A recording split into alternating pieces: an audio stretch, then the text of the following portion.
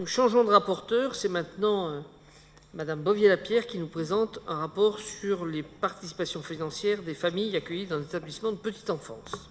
Merci, Monsieur le maire. Donc, cette délibération vous propose les nouvelles modalités de participation des familles dont les enfants fréquentent les structures de la petite enfance de la ville. Comme vous le savez, ces modalités doivent respecter à la lettre le barème national des participations familiales établi par la CNAF. Je vous rappelle que ce barème national tient compte des ressources de la famille qui seront révisées cette année exceptionnellement au 1er septembre 2019. Il tient compte également du nombre d'enfants de la famille. La circulaire du 5 juin 2019 de la CNAF, qui est jointe à la délibération, vous a permis de prendre connaissance du nouveau barème applicable à compter du 1er septembre 2019 et ce, applicable à partir du 1er janvier 2020, 2021 et 2022.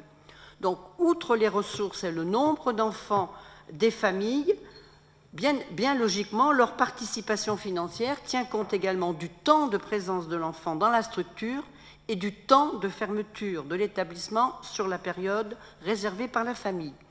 Je me permets de vous rappeler qu'actuellement, les établissements d'accueil jeunes enfants de la ville proposent 4 types d'accueil. Accueil régulier mensuel, accueil planning variable, accueil occasionnel et accueil d'urgence. Il vous est proposé, par le biais de cette délibération, de créer un nouvel accueil qui est un accueil régulier mensuel sans les vacances scolaires de notre zone géographique afin de proposer un panel d'accueil adapté au mieux aux besoins et aux finances des familles concernées. En principe, pour ce nouvel accueil, ce sont en général les professeurs et les instituteurs qui sont concernés et qui le demandent. Les formules de calcul de participation des familles pour ces différents modes d'accueil sont rappelées dans la délibération. Et en ce qui concerne donc le nouveau forfait d'accueil régulier sans vacances scolaires, vous avez pu voir que le calcul du nombre d'heures moyen par jour tient compte, bien évidemment, de ces jours de vacances scolaires de notre zone géographique. Ils sont ajoutés au nombre de jours de fermeture de la structure de la période concernée.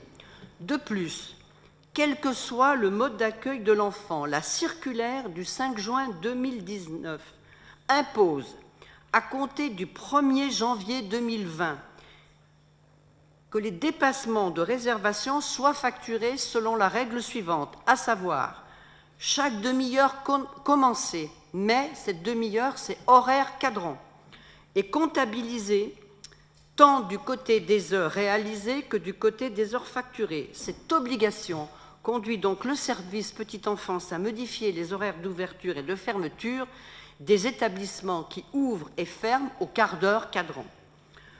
Pour que les familles et les agents puissent organiser au mieux leur vie familiale, cette modification entrera en vigueur à compter du 1er septembre 2019.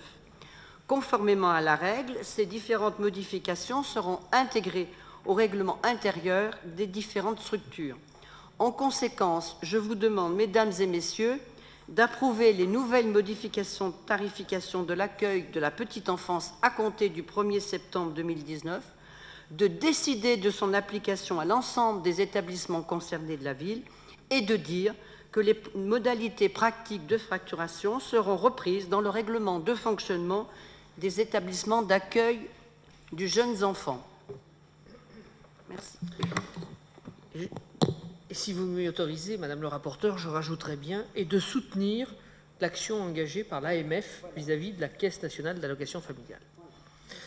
Y a-t-il des questions sur ce rapport? Je n'en vois pas. Des oppositions, des abstentions. Le rapport est adopté.